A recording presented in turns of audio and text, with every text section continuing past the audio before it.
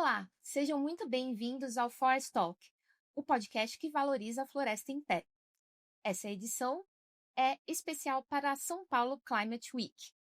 Eu sou Angélica Mari e o tema de hoje é Energia limpa no Brasil. Temos sol, temos tecnologia e o que afinal está faltando? Nós vamos mostrar o retrato real da transição energética no Brasil. O país, afinal, tem uma das matrizes elétricas mais limpas do mundo e, ao mesmo tempo, desperdiça energia limpa, trata a geração própria como vilã e, afinal, quem paga essa conta? Para discutir esse tema tão urgente e importante, nós temos um convidado muito especial, que é o Heber Galarce. Ele é presidente do Instituto Nacional de Energia Limpa, o INEL. Seja muito bem-vindo, Heber. Muito obrigado pelo especial também. Espero que um pouquinho do nosso esforço seja útil no dia de hoje. É sim, com certeza. Heber, para começar a nossa conversa, eu gostaria que você se apresentasse para a nossa audiência com um pouquinho mais de detalhes e também explicasse para a gente o que te motiva a levantar todos os dias da cama e atuar nesse fronte tão importante que é o da sustentabilidade. Muito bom, muito obrigado pela pergunta. Acho que é uma pergunta inicial de entrada ótima. Eu sou administrador, não sou engenheiro. Normalmente a parte de energia, né, energia limpa, sendo limpa ou não, é muito composta por engenheiros. Eu sempre fui muito entusiasta de mercados futuros, seja bioquímica, seja nanotecnologia, seja energia limpa. Eu estou no setor de energia limpa faz 6 anos. Tá? Coincidentemente, talvez 7 anos. Um ano a menos eu estava como vice-presidente de relações governamentais da BGD, Associação Brasileira de Geração Distribuída. Foi por sugestão, eu conheci o presidente na época, Carlos Evangelista, até mandar um abraço para o Carlos, com certeza vai acompanhar aqui a entrevista. E depois disso, pelo próprio setor, nós discutimos a necessidade da criação de um instituto, né? Não um trade-off às associações existentes, nós temos boas associações no setor de energia limpa também, de fontes diferentes, né? Seja hidráulica, seja eólica, seja solar, mas principalmente por uma complementariedade de intensidade da maneira com que a gente precisava tratar a energia limpa, promover e desenvolvê-la no Brasil. Então, tanto é que o Instituto, a sede dele fica em Brasília, né, no Palácio da Agricultura. E a ideia do Instituto é entender todas as coisas estruturantes que a gente possa fazer para promover, desenvolver e expandir a energia limpa. Tanto é que o INEL, que é o nosso instituto, né, que a gente fala o nosso porque a gente pegou um carinho, tem uma equipe, né, grande lá, ele tem como missão, como propósito, para terminar a apresentação, a democratização da energia limpa e mais barata para cada cidadão brasileiro. Então, ao invés de a gente sair de uma agenda nossa, propondo alguma coisa que a gente acredita, a gente tem um exercício de propósito de existência reverso. Então, a gente parte na ponta, olha o cidadão brasileiro, pensa como é que a energia limpa e mais barata ficaria, né, ou como é que ela poderia chegar, e tenta desenhar, e tem feito esses esforços com muito empenho, um caminho de chegada nisso. Então, o Instituto ele vai estar sempre atrás de uma forma de energia limpa e mais barata, democratizada, pulverizada para o brasileiro. Esse é o nosso propósito de existência. E acho que isso é animador. Com essa proposta, eu acho que todas as pessoas, não só do Instituto, mas que a gente conta essa conversa, falam, pô, essa ideia é legal. Né? Você saber que energia, além de limpa, vai ser mais barata e que vai todo mundo conseguir, de uma forma democrática, acessar. Então, isso eu acho que é a nossa bandeira guia para propósito e para senso de equipe. Nossas metas de trabalho estão todas desenvolvidas em cima desse objetivo. E também faz bem para o planeta, né? Claro, claro, claro. Mas, Heber, isso tudo, esse é um propósito muito nobre, né? Mas vou te perguntar, a vida é fácil? Tem adesão ampla a esse objetivo? Outra ótima pergunta. Você sabe por que eu comecei a colocando disso, da questão do custo e da questão da positividade de ser uma energia limpa? Quando você fala que a vida é fácil, as pessoas, né, de uma forma geral, no mundo e no Brasil, elas têm uma simpatia muito grande pela energia limpa, né?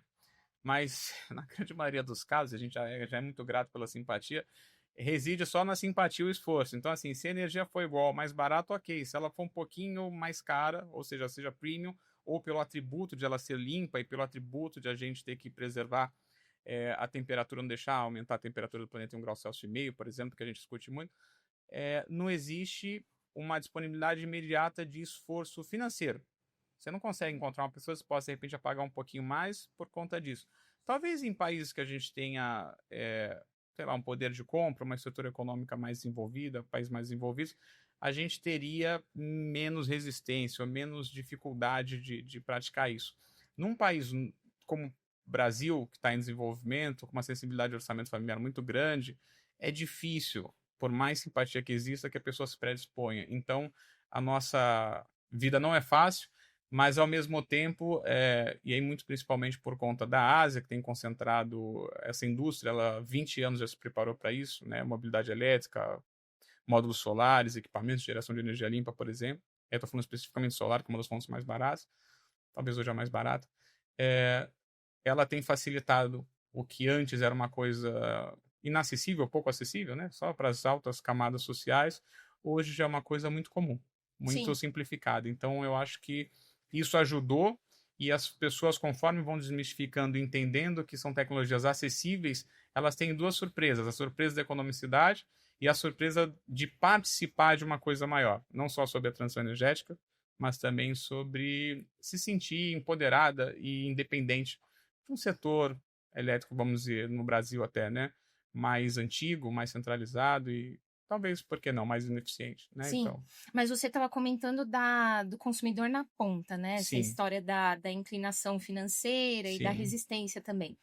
Mas a gente também pode falar da inclinação financeira e do suporte de um setor que, historicamente, como sabemos, não é segredo para ninguém, sempre foi muito concentrado, o setor elétrico, né?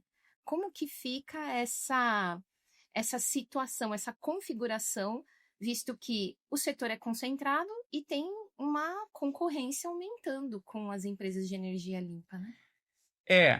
eu acho que a gente vai começar aqui talvez um pouquinho mais de polêmica. Você comentou nisso, eu não vou me furtar de responder com algum cuidado, obviamente, mas assim, a gente tem uma impressão de que o setor ele é eficiente e de que a gente, por ter uma vantagem geográfica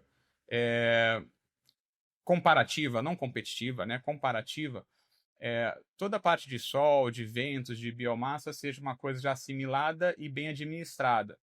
Então, a primeira notícia não é. Tá? Não me pergunte agora porque tem algumas razões.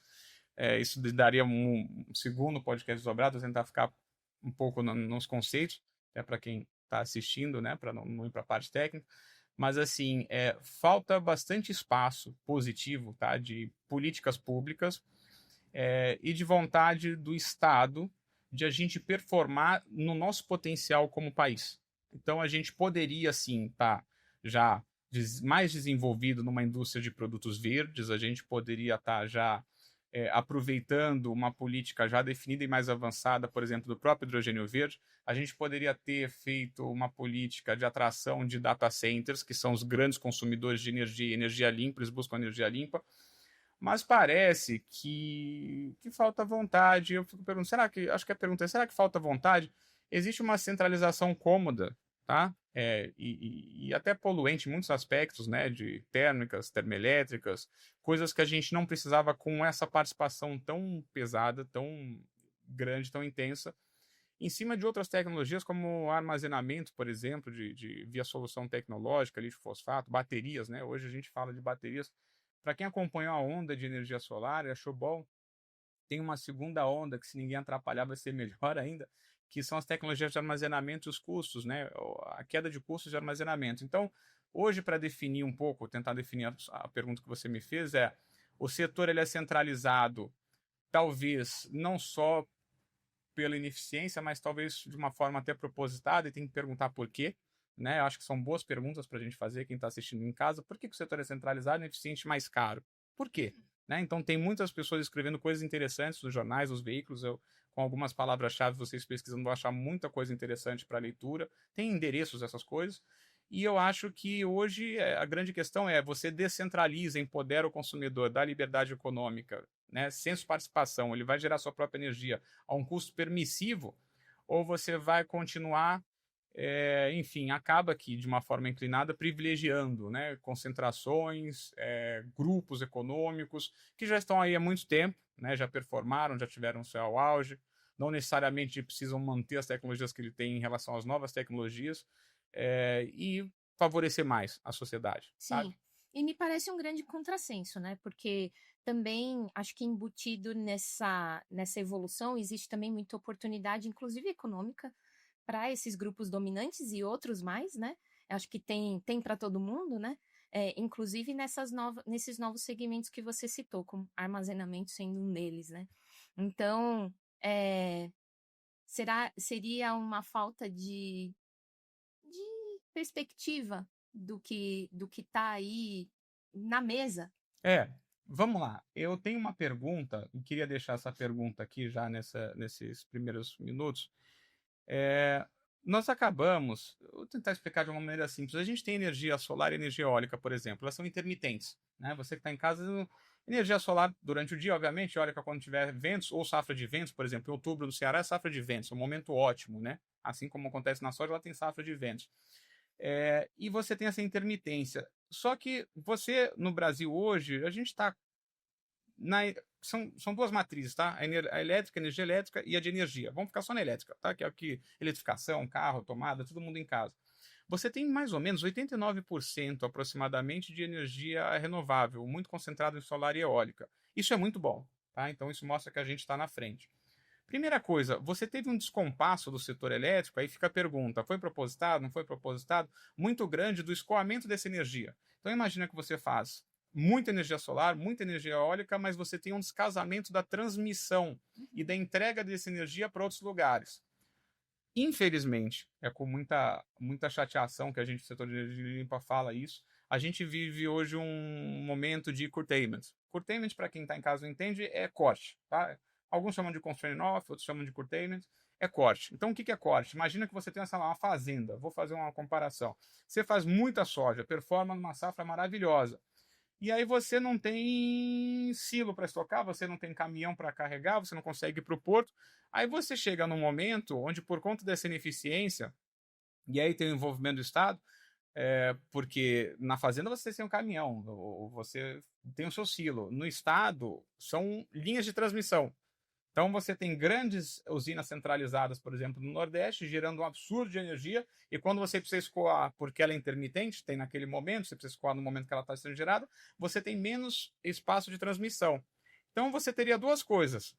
Ou você armazena ela em grandes tecnologias de armazenamento, hoje existem chamados BESS, que é uma abreviação técnica de uma expressão em inglês de armazenamento, mas só para você entender, são grandes containers para grandes parques centralizados.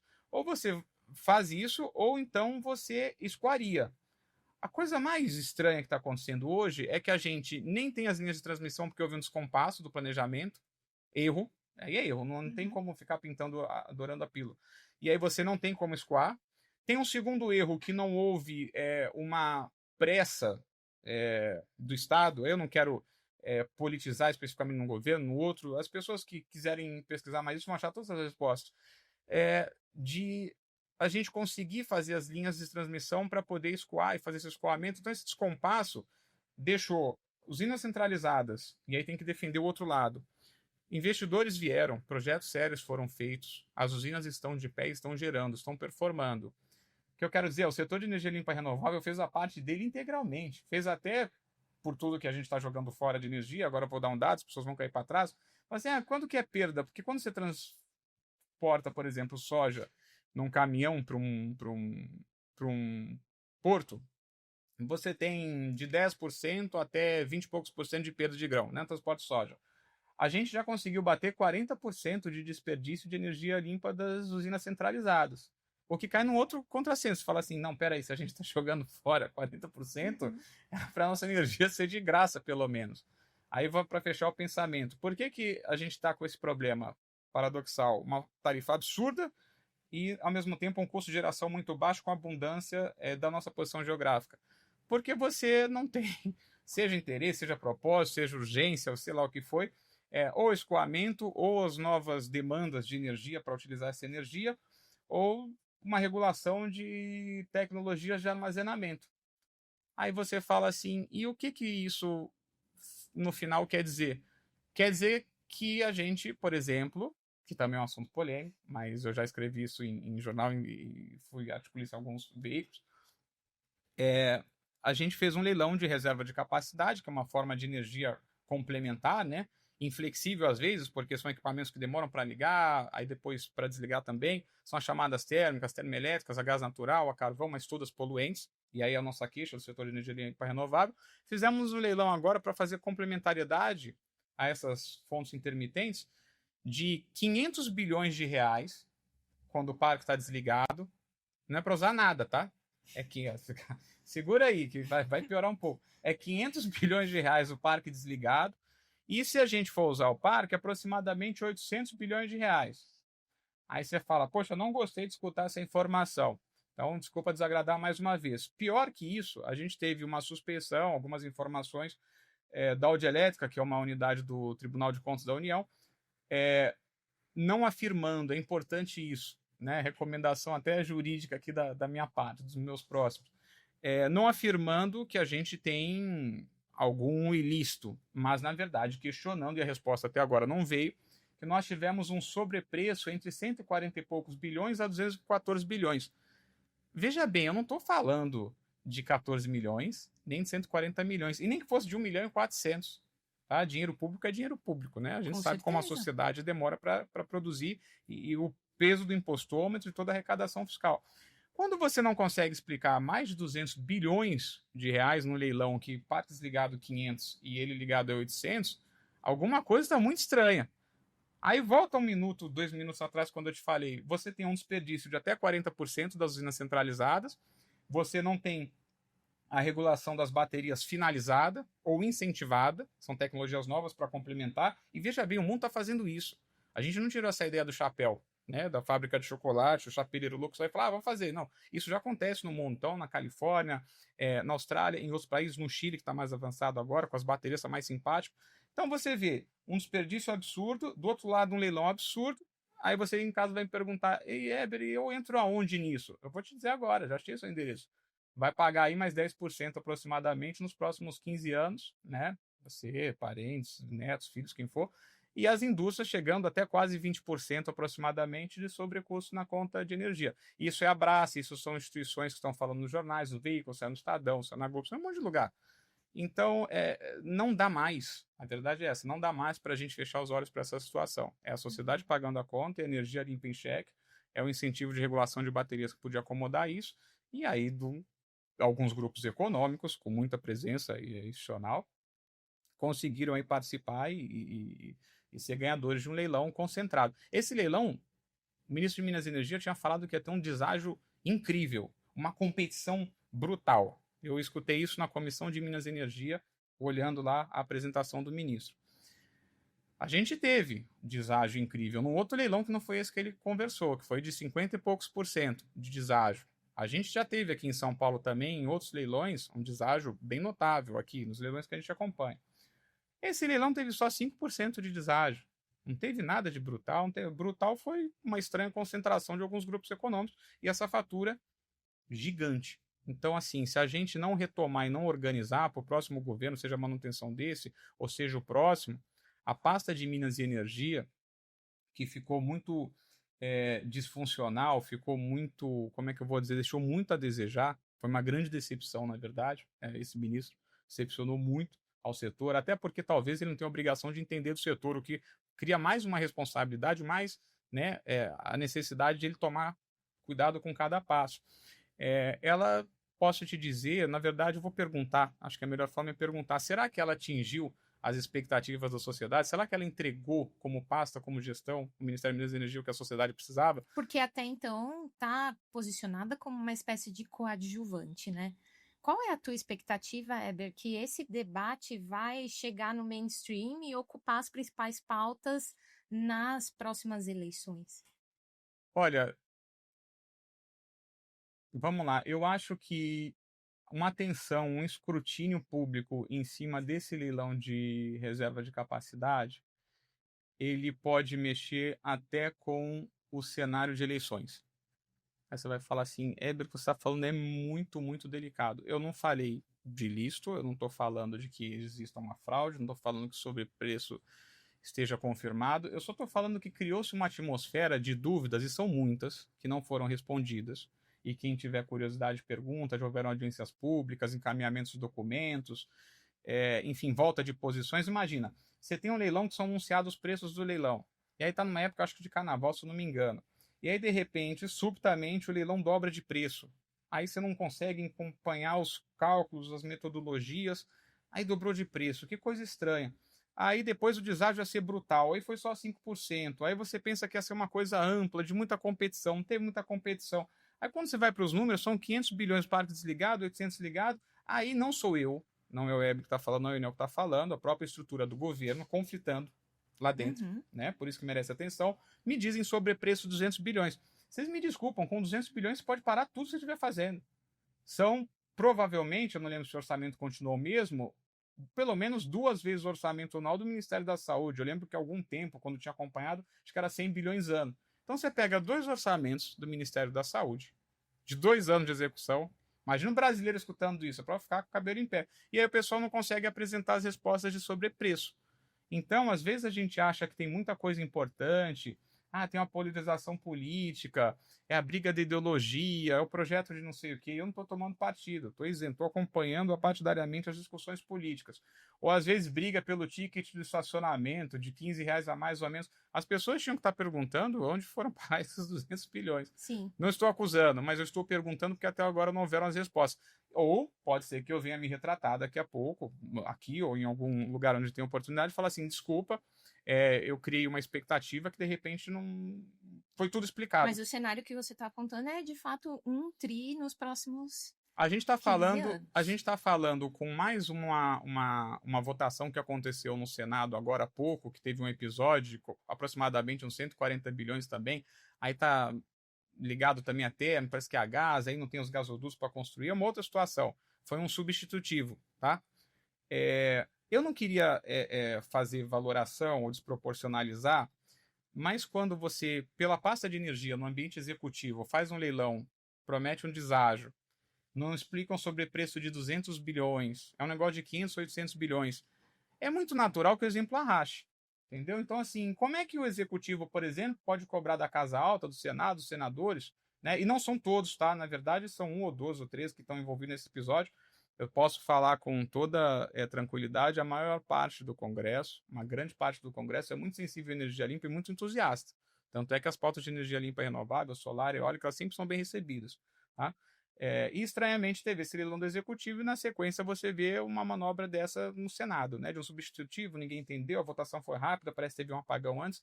Então, assim, é um pouco até desmoralizante. Você tem uma coisa mal explicada, na sequência você tem outra. Aí, nesse segundo episódio, que foi menor que o leilão de reserva de capacidade, você viu uma atenção maior de mídia, de alguns veículos. No outro, ficou meio que como se nada tivesse acontecido. Eu não sei. Eu tô cheio de perguntas. A gente já fez, externalizou as perguntas, mas a gente não teve as respostas. Mas é um ponto muito sensível. Eu insistiria que a gente precisa de respostas. E eu acho que se isso daí foi por um escrutínio muito forte, aberto, transparente, que é o que a sociedade merece, eu não sei se isso, de repente, pode mudar a interpretação das pessoas com relação ao comportamento do governo, ou dos agentes, ou de quem do Estado esteja próximo desse assunto, até no período de eleições, entendeu? E isso é um assunto que interessa muito, né? Se a gente pensar que a conta de energia é o grande vilão no orçamento do brasileiro, né? E pesquisas já mostram que esse dinheiro está sendo deslocado de outras partes muito importantes, como a alimentação familiar, né? Então é bom que esse debate venha à tona e essas respostas, pelo menos algumas, sejam pautadas, né? Éber, o que precisa mudar na regra do jogo do Brasil para a energia limpa virar um assunto de competitividade industrial e atração de investimento? Olha, eu tenho uma opinião particular, não é opinião na presidência nacional do INEL, porque aí a gente tem conselho e eu tenho que, né, combinar o jogo, tenho que saber se eu represento a todos, são pessoas realmente que fazem diferença no setor, relevantes, acadêmicos, pessoas experientes, com 30, 40 anos no setor elétrico, então não poderia fazer isso de outra forma. Mas a primeira coisa para mudar, eu acho que é o seguinte, dentro dos ministérios, e a gente tem muitos, né, mas alguns são estruturantes, por exemplo, como o Ministério de Minas e Energia, a gente não poderia abrir mão de uma figura técnica. Tem coisas que a gente pode abrir mão de uma figura técnica, tá? Você não pode pegar, por exemplo, sei lá, uma pessoa que é responsável por alguma atividade de outra área, de um setor totalmente distante, sei lá, seja coordenação de um parque, seja cuidar de alguma coisa, uma pessoa especialista em segurança, por exemplo, aí você coloca dentro de um foguete da NASA, desses do Elon Musk, e fala assim, olha, a gente ganhou as eleições aqui no Ministério de Defesa Internacional, da Justiça, que for dos Estados Unidos, você é o nosso novo piloto do foguete. Isso é o caos declarado. O setor elétrico ele já vem, e a tarifa, né, de energia já vem gritando no bolso do consumidor faz tempo, é uma das coisas mais importantes, depois da subsistência, aluguel, orçamento de compras, né, alimentação. Então, assim, a gente não pode chegar no limite de prejudicar e machucar a sociedade dessa forma. Tá? Porque a sociedade agora está com um negócio do, sei lá, a sociedade está com um negócio dos jogos. Tem muita gente que agora é viciado em jogos. Mas a pessoa teve a opção de se viciar em jogos e fazer em jogos. Imagina que o tigrinho, ao invés de ficar apresentado aqui, por exemplo, no seu celular, ele ganhe a sofisticação de ir no seu bolso, tirar o que ele acha que tem que ser da aposta, voltar e estar para dentro do celular. Então, assim, eu acho que o grau das preocupações talvez esteja invertido. A gente chegou no limite onde não dá mais para não reformar o setor elétrico, sendo esta direção ideológica, este governo, num próxima gestão, é urgente, é mandatório a gente colocar alguém de competência altamente técnica e agente de setor com especialização reconhecido pelo setor, porque o setor está machucado, a gente tem comercializadoras quebrando, empresas entrando em recuperação judicial, as coisas estão bem ruins, né? As pessoas estão com inadimplência, o crédito, né? O custo de juros, você sabe que está muito alto. Então, assim, para a gente recuperar esse setor, a gente precisa de uma pessoa técnica. Isso não tem pessoalismo. Isso é um comentário, uma sugestão crítica e responsiva, toda apoiada por tecnicidade, de que a gente não pode mais, em algumas pastas, né? Assim como, por exemplo, agora o atual ministro lá é médico, está no ministro da Saúde, né? Não vou nomear, todo mundo sabe. Que bom que temos um médico no Ministério da Saúde. Então, vamos ver se a gente tem alguém do setor de energia, no Ministério de Minas e Energia. Só para finalizar esse raciocínio, eu nunca tinha escutado uma coisa tão irresponsável. Porque você pode escutar coisas irresponsáveis de crianças, né? Ou de pessoas desconexas de assuntos de alta sensibilidade. Mas eu escutei, por exemplo, desse ministro que falou assim: cada um. Foi num dos jornais que ele falou, alguma coisa que ele falou, não me lembro agora, especificamente o momento, mas foi mais ou menos isso. Cada um que lute pelo seu quinhão no setor elétrico. O setor elétrico já tem uma briga por fontes e por participação. Realmente, cada um já luta pelo seu quinhão. O modelo ideal seria um modelo integrativo, sinérgico, onde cada um a gente alocasse para um determinado assunto. E tem espaço para várias fontes na matriz. Só que isso exige liderança, exige capacidade institucionalizada de você conseguir criar diálogos. A política é a casa do diálogo no Congresso, a política é feita do diálogo, e se não é o diálogo, a gente vai para outras coisas que tem acompanhado aí, horríveis. Então, assim, você não pode exigir de um ministro de Estado que incentive cada um para lutar pelo seu quinhão. Estamos aí, ó. Cada um quais as chances disso acontecer, desse nome técnico ser indicado no futuro próximo? Eu acho que tem 2 estágios. Em só interromper o que já está acontecendo é maravilhoso, dado para você ver como é que a gente, como setor, está machucado, né? Então precisaria de uma substituição. E a segunda parte, eu acho que o próprio setor ele se auto-arranja, se auto-rearranja, não é princípio de liberalismo econômico, mas ele se acomoda. Ou seja, existem nomes que têm menos resistências a isso. A uma cadeira dessa. Então, obviamente que vai ter eventualmente o brio, a vontade, a expectativa de decanos, né, de pessoas sêniores do setor, agentes querendo ocupar. Mas a gente tem bons nomes. Eu não quero fazer sugestão em um outro nome, eu tenho muitos colegas no setor elétrico, principalmente os mais experientes, que eu procuro me cercar dos conselhos deles, aprender com eles, mas a gente tem bons nomes com histórico limpo, enfim, que não tenha nenhum tipo de suspeição, de polêmica, também acho que é um ponto importante para entrar moralizado, e também com condições técnicas de consertar e arrumar isso. O Brasil é uma potência, gente, de energia limpa. É muito triste o que está acontecendo. E, Éder, as coisas estão complexas aqui, como você mesmo já explicou. Mas existe algum benchmark internacional de países que estão tocando essa agenda de uma forma um pouco mais ideal? Sim. A China, por exemplo, ela é hoje a indústria de energia solar. Vamos colocar, energia solar só para quem está em casa. É um Lego, 3 ou 4 pecinhas, e os custos estão caindo, e eu acho ótimo. E aí eu vou desmistificar uma coisinha na sequência. Mas assim, quando você compra um kit de energia solar, por exemplo, a China está há 2 décadas fazendo isso. Ela ganhou uma escala global muito grande. Ela é a principal indústria do mundo para isso.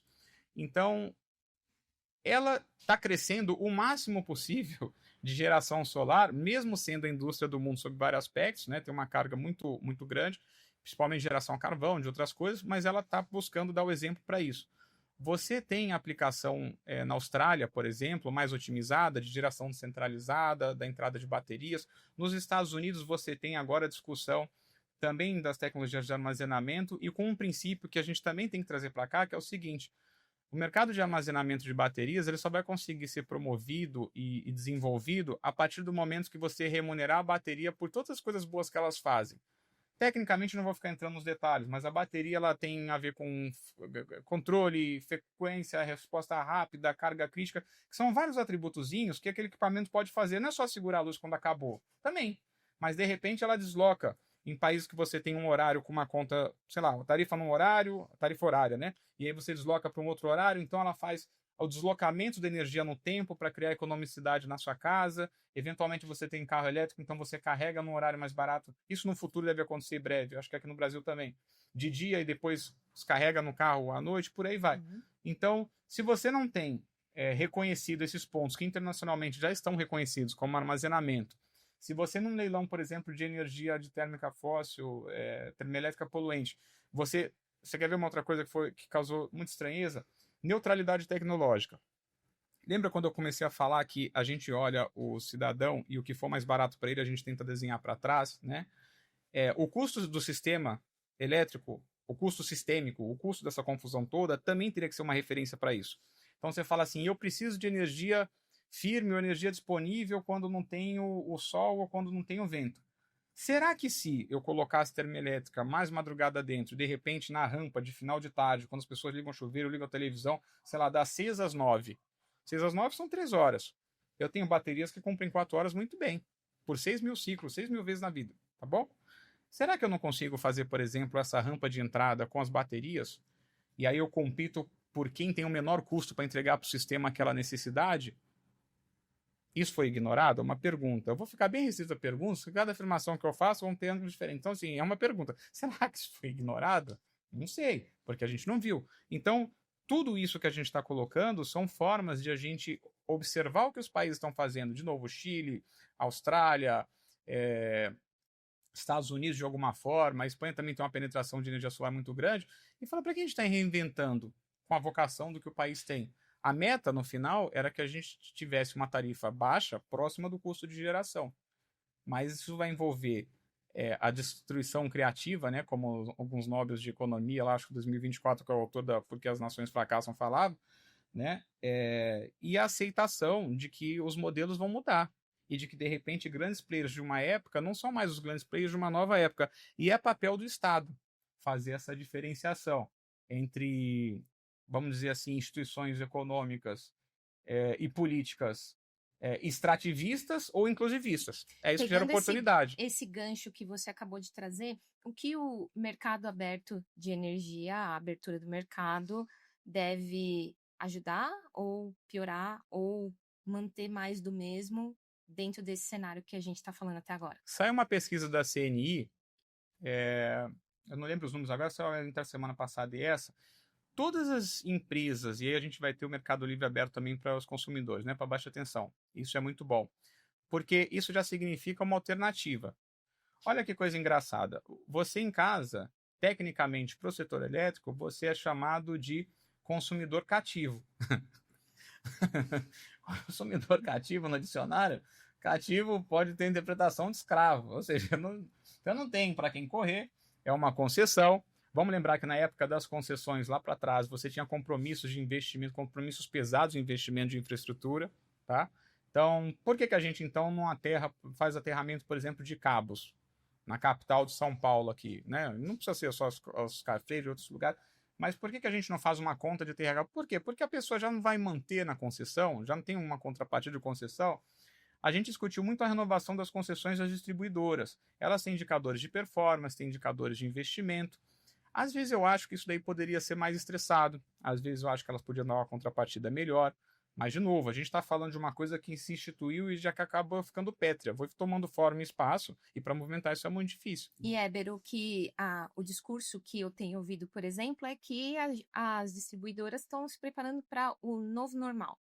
em que a prestação se equipara àquela do seguro automotivo, em que você paga pelo seguro, mas o seguro só vai até certo ponto. Então, a prestação do serviço, quando a gente está falando de distribuição de energia, vai para esse lugar. Não me parece uma situação muito justa, né? Não, eu teria sugerido, né, se houvesse espaço para um diálogo, não houve, de novo, foi uma gestão desse ministério, foi uma gestão muito personalística, né? Eu não vou questionar a agenda, né? Esse personalismo de agendas todo ministério tem, mas quando se perde o diálogo e talvez em alguns momentos a conexão com uma realidade, né, com o chão de realidade de sociedade civil, aí fica ruim. Mas eu acho que a renovação das concessões, apesar de ter sido muito discutida pelo Estado, especificamente pelo Ministério da Energia, eu acho que ela deveria ter ido um pouquinho mais além. Essa é uma opinião particular, uma opinião presença do INEL, mas deveria ter ido mais além. A gente deveria ter colocado mais coisas e mais contrapartidas, e eu acho que caberia. Se você que estiver olhando em casa achar que isso pode ser só uma expectativa minha ou um sentimento errado meu, entra aí na sua ferramenta de navegação e procura no Google quais são os lucros trimestrais e anuais desses grupos de distribuição que são concessões, né, por espaços exclusivos. Então, você deve ter uma ou duas, sei lá, no limite, 3 concessionárias que atendem aí o seu estado, sei lá, o Rio de Janeiro deve ter 2, pelo menos, lembrando aqui, e você vai ver os lucros. E detalhe, acompanhamento e monitoramento dos indicadores de performance, de investimento, eles não são totalmente transparentes, são totalmente acessíveis. Então, às vezes eu tenho a impressão, pode ser um erro, mas uma pergunta, será que o setor elétrico não foi desenhado para controle de alguns poucos e fortes grupos econômicos e a gente acaba, né, inevitavelmente prejudicando conscientemente ou não a sociedade de uma forma brutal? Não só como uma empréstimo de serviço, tá? Não só como uma empréstimo de serviço, como também a captura de valores maiores na tarifa de energia por conta de encargos e de responsabilidades e decisões sistêmicas que nem são mais atuais, que são antigas. Eu fico perguntando por quê? A que interessa, né, isso daí? Porque a sociedade não interessa. E se a sociedade não interessa, e a gente não está falando que o Estado é uma companhia privada, com dono e vontade própria, né, e aí fica limitado ao darwinismo aí, se foi bem na sua proposta de existência, ela sobrevive, se não fecha, né, o Estado vai estar sempre permanente ali, eu acho que existe pouco espaço para personalismo, a gente tem que atender a sociedade. Isso de longe hoje é muito reconhecido, muito visível de que não está acontecendo. A gente está muito descolado. A gente está realmente enfraquecido com esse assunto. Então a gente vai para fora, fala em transição energética, fala no Brasil ser um exemplo, mas isso é muito derivado da nossa vantagem competitiva geográfica. A gente está jogando parado. A gente não está fazendo esforço de última milha para capturar todas as recompensas e ganhos, né? Enfim, financeiros, econômicos, funcionais de uma transição energética de um país exemplar com vocação geográfica e criando demanda e oportunidades para enriquecer e para aumentar esse setor. De novo, em forma integrativa, não precisa excluir ninguém. Essa incitação às disputas, isso não é, ainda mais num país nosso, que a gente vê vários casos de corrupção, isso não é saudável.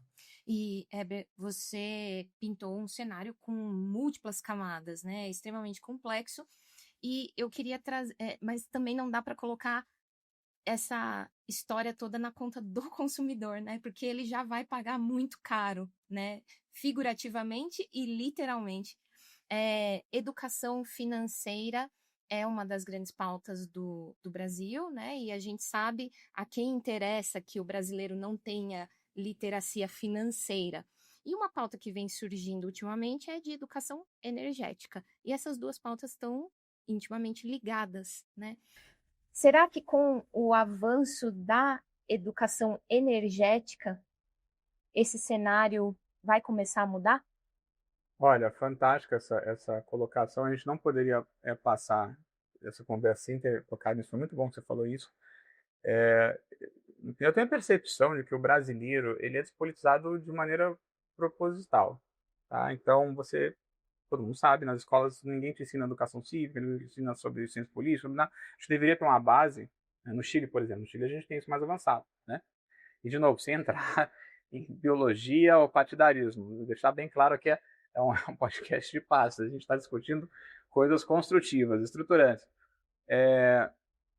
Depois disso, a partir do momento em que você não tem a chance de sentar à mesa e de alguma forma que você não entende o seu orçamento, ou parte dele importante, tem que lembrar que as camadas sociais hoje do país, num país, enfim, subdesenvolvido, as pessoas sobrevivem, né? As pessoas estão com poder de compra, enfim, limitado, toda aquela coisa, inflação. Então, quando você participa do orçamento de uma maneira impositiva, ninguém vai ficar sem pagar a tarifa de luz, tarifa de energia, para ser, né, direto no final do dia. Eu acho que com o aumento e consecutivos ajustes de tarifa, e a gente sendo um país da vocação de energia limpa, com menor custo de geração solar, por exemplo, uma vantagem imensa, eu acho que ou as pessoas uma hora vão se cansar e vão criar uma curiosidade, ou, e aí é muito fácil hoje, porque assim, as pessoas não têm tempo, né? As pessoas têm uma agenda difícil, têm as suas obrigações profissionais, mas hoje essa tal da IA, né, que eu sou entusiasta de IA, ela permite que qualquer pessoa baixe um aplicativo, mesmo no modo grátis, você pode fazer uma pergunta. Então, assim, me responda estruturalmente ou sem muita tecnicidade, mas de uma forma didática, rápida, direta. Por que eu pago uma tarifa tão cara de energia, se eu sou um país que tem um menor custo de geração? Olha, se você tiver um pouquinho de paciência e um dia trocar um episódio Netflix para ver uma IA funcionar 30 minutos com perguntas interessantes, eu sugiro que você faça todas, e aí não somos nós aqui. É a estrutura de conhecimento aberta, né, das redes. Você vai ter muitas respostas interessantes se você começa a acompanhar isso. Se você se indispõe por pagar alguma coisa a mais, seja no estacionamento, seja no erro de uma conta do supermercado, não é possível que você não fique chateado com a notícia de que você vai pagar adicionais 10% na sua conta de luz nos próximos 15 anos por uma conta que não explicaram de 200 bilhões. De novo, volto, eu posso voltar aqui e pedir desculpa e essa conta vai ser explicada. E quando for explicada, como cidadão, até porque eu vou pagar também. As pessoas que eu conheço, meu círculo social, as pessoas vão pagar também, e vou insistir nisso. Então eu acho que as pessoas deveriam procurar, porque tudo que não é muito acompanhado, ou que não é acompanhado de alguma forma, cria terreno fértil para ideias novas, sabe? E não necessariamente republicanos. Não estou dizendo que seja esse o caso dos, dos 200 bilhões. Todo mundo quer acreditar que não vão ver as explicações. Mas chama muita atenção. Então, será que temos alguma coisa certa? Será que temos alguma coisa, né, não explicada e de Uhum. origem, né, não republicana? Então, o escrutínio público vale para isso. Vale para muitas coisas. Mas essa do setor elétrico, eu acho que foi o feito da vez. De uma maneira negativa, mas foi o feito da vez. Foi a ausência de explicação desse leilão. E isso ajuda a desmistificar também de por que as pessoas falam que a energia solar ela atrapalha, ou é caro, ou é só para as pessoas ricas. Aí eu volto na questão da educação energética. Se a pessoa tiver interesse, se você faz convite vocês em casa que estão assistindo o podcast, tiverem interesse de investigar o que é energia solar, vocês vão descobrir que é uma espécie de um grande problema. Imagina uma sala barulhenta, briga caindo lá dentro, e você resolve sair para sua paz aí, emocional, psicológica.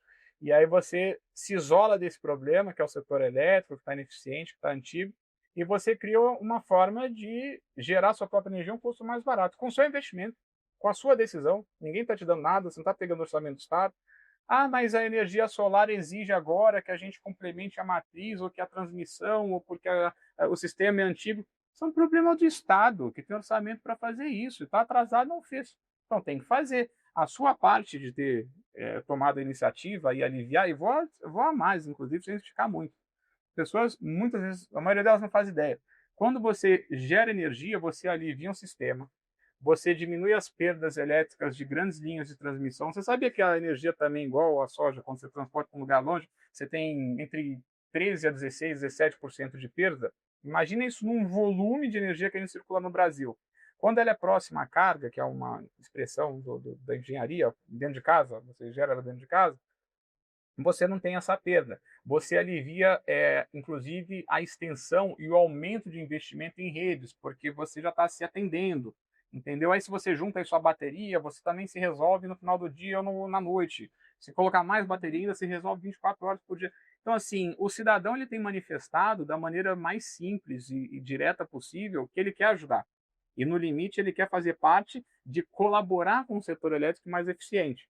Olha que coisa engraçada, é inevitável no futuro que a gente não entenda uma forma de acomodar carros elétricos, carregadores, energia solar no telhados, eletrificação das coisas, não vai dar para segurar isso. Vai dar para a gente passar vexame atrás de vexame, falar uma coisa lá fora que é totalmente diferente, mas em alguma maneira, nem que a gente seja a posição 100 da fila de executar alguma coisa razoável nisso, a gente não vai poder deixar de escapar nisso. Isso é o futuro. Sim. Eber, você se descreve como um inconformado e, de certa forma, um ativista, né? Que direcionou sua energia literal, física, para pautar esses temas e liderar uma agenda produtiva no setor elétrico. O que falta, e aí eu vou te pedir para ser breve em um tweet, é o que falta para gerar uma indignação na população suficiente para virar esse jogo. Quando você fala, desculpa eu voltar para quando você fala o que falta para virar esse jogo, o jogo da expansão e do aumento do apoio da energia limpa ou da transição energética? Isso, para fazer as coisas caminharem de uma forma que contemple o consumidor na ponta. Tá, eu vou responder então, no máximo uma frase, 6, 4 palavras. Inquietação, inconformismo. Ah, sua conta de luz aumentou, mas por quê? Por quê? Eu continuo morando no mesmo lugar, a distribuidora que me atende é a mesma, eu só vejo que a energia limpa cresce, a energia limpa, inclusive, é muito mais barata do que outras fontes de energia. Por que aumentou? E a partir desse questionamento, o que uma pessoa, um indivíduo pode fazer? Eu sugeri o IA antes, né, para a pessoa encontrar histórico enfim, e conteúdo para poder se apoiar, discutir, interagir. Rapidamente você consegue. E a outra parte, eu acho que passa pelo exercício de cidadania, não só de participar e colaborar da maneira com que seja, sendo um inscrito num canal importante, por exemplo. Eu posso estar com você aqui conversando, né, e compartilhando esse conteúdo, sinalizando isso para outras pessoas, mas também com o inconformismo, esse ativismo positivo do bem que eu digo, de ver que a sociedade é um conjunto de todos nós, seus mais de 220 milhões de brasileiros, que se inconformismo não sair da gente e a gente não começar a exercitar a nossa cidadania, isso também passa pelo período de eleições e quem você vai apoiar, o voto que você vai dar, seja a direção ideológica que você queira, mas assim, essa pessoa atende essa pauta, tem interesse, tem uma opinião formada sobre isso, porque isso é um custo sistêmico, isso a gente não vai ficar sem, é importante para a transição energética, a gente já está falando em 1,5 graus que a gente precisa alcançar, estamos longe, estamos fora dessa rota, né? Enfim, estamos falando de aquecimento global, efeito de gases de estufa, então assim, essa conta vai chegar para você, não adianta a gente correr. E falando em temas urgentes, né? Tanto a energia limpa quanto Floresta em Pé são dois ativos críticos para o Brasil, né? Super importantes. Como fazer essas pautas colidirem antes da próxima COP? Eu acho que, só entrando uma opinião sobre a COP, tá? Eu acho que a COP ela foi um grande entusiasmo de chão de obra, vamos receber, vamos mostrar, é, enfim, a região lá para as pessoas. Eu acho que alguns países, a ausência de alguns países, principalmente alguns países de interesse em combustível fóssil, por exemplo, atrapalhou um desfecho melhor. Acho que a gente devia ter saído de lá com uma posição mais firme, a título de exemplo do próprio país, com relação a uma transição de fóssil, diminuição de fóssil, etc. Não vou dizer que isso vai acabar, que posso vai acabar, não, mas a gente devia ter sido mais firme nisso. Então, essa COP eu acho que foi um grande encontro. Não conta Scott, o encontro foi um ensaio de ideias. Acho que na 31 deve ser na Turquia, se não me engano, é isso? A COP 31 na Turquia. E aí deve ter a copresença de outro país, você sabe, enfim. Eu acho que lá tem que ser encerrada essa questão. E na parte da Amazônia, na verdade, das florestas, eu acho que a gente tem que criar mecanismos, porque fazer política com isso é um pouco desonesto se você não cria mecanismos de estruturação e de financiamento desses locais. Então, é a bioeconomia, é a parte de você conseguir criar ferramental para criar um ambiente produtivo, comercial, para fazer uma transição energética justa, sem tirar atividades que são permanentes, só que a gente consiga fazer uma transição energética justa. E isso é vontade de Estado. Tá? Isso é vontade de Estado. A gente vê muitas vezes no Estado, de novo, não estou me referindo a um governo específico, cada um que faça a sua leitura, mas assim, estou ministro, sou ministro, dá entrevista, e faz não sei o quê. E o plano prático? Está entregando o quê? Porque você está com o Estado, está com o orçamento, está com a máquina. Não dá. A coisa fica nítida. Sistemas isolados, por exemplo, a gente tem vários sistemas isolados a diesel. Para quilombola, para a comunidade ribeirinha. Não tem mais necessidade de ter isso. Você quer ver uma outra coisa, por exemplo, não necessariamente com relação à floresta, mas áreas isoladas. A gente tem um custo competitivo de geração de energia, aí vem bateria, energia solar, imenso. E por que a gente está representando isso? Acho que tem um fundo social do pré-sal da Petrobras, se não me engano, está designado a funcionalidades sociais. Por que a gente não move isso rapidamente, utiliza isso para essas finalidades? Tem muita coisa para ser feita e tem espaço, apesar do fiscal estar apertado. Então, eu acho que a gente tem que sair um pouco mais do campo de propagandístico, né? Inclusive de ordem internacional. E é legal, gostoso falar do Brasil, todo mundo gosta, mas também com o mesmo empenho, a mesma intensidade, entregar. A gente precisa entregar. Então, acho que com relação à parte de manutenção das florestas, em termos de sustentabilidade, está muito alinhado, é criar os ferramentais, e isso passa, de novo, pelas instituições políticas econômicas, tá? Os ferramentais estruturantes de permitir que exista uma transição, de que exista uma economia, né, circular, uma bioeconomia. Isso ainda não está sendo feito da maneira com que podia. É uma crítica, sim, apoiada com muita tecnicidade. E às vezes o próprio Estado tem correntes dentro, né? Então tem um ministério que pensa de um jeito, tem um ministério que pensa do outro. Para encerrar, esse ministério, por exemplo, de meio ambiente, ele era totalmente a favor de uma lei que, inclusive, permitiu colocar energia solar em cima dos telhados do Minha Casa Minha Vida. Não parece legal a ideia? Porque você, às vezes, tem um programa popular, luz para todos, luz para o povo, eu não lembro qual que é qual, mas você tem isenção, né, dos custos das pessoas. O que é totalmente devido, até porque a pessoa está numa condição que ela precisa ser resgatada, precisa ser auxiliada. Agora, sob a ótica de eficiência econômica, se você tem a oportunidade de dar um equipamento e esse equipamento tem um payback, um retorno, né, uma restituição desse investimento em 5 anos, por que você vai perpetuar um gasto de orçamento durante muito mais anos? Não estou nem dizendo que, inclusive, poderia ter sido aproveitado para fazer política, que entregasse os equipamentos, que ainda tem esse entendimento, né, dos governos. Não estou chegando nisso, estou ficando restrito à parte da sociedade. Você acha que uma pessoa que tem Minha Casa Minha Vida, tem um telhado, ela não gostaria de se sentir participante, integrante, cogerador, empoderada e com acesso à democratização da energia solar no telhado? O custo é baixíssimo. Tinha orçamento para fazer isso, por que a gente não fez? Então tem tantas coisas que a gente poderia ficar. Sim, são muitas nuances e você trouxe provocações importantíssimas, perguntas importantes, e aposto que quem nos acompanha teve um triplex alugado na cabeça, com certeza. Então, quero te agradecer muito, Heber, pela sua participação, pela sua partilha de conhecimento, e que as pessoas que nos acompanham tenham se sentido suficientemente provocadas por esses temas tão importantes que você trouxe aqui hoje. Como as pessoas podem acompanhar o seu trabalho e o trabalho do INEL? Bom, a gente está nas redes sociais, chama-se INEL Brasil, que INEL é a Obrigação Instituto Nacional de Energia Limpa, então nas redes sociais, se você digitar INEL Brasil, você acompanha. O que você vai encontrar lá?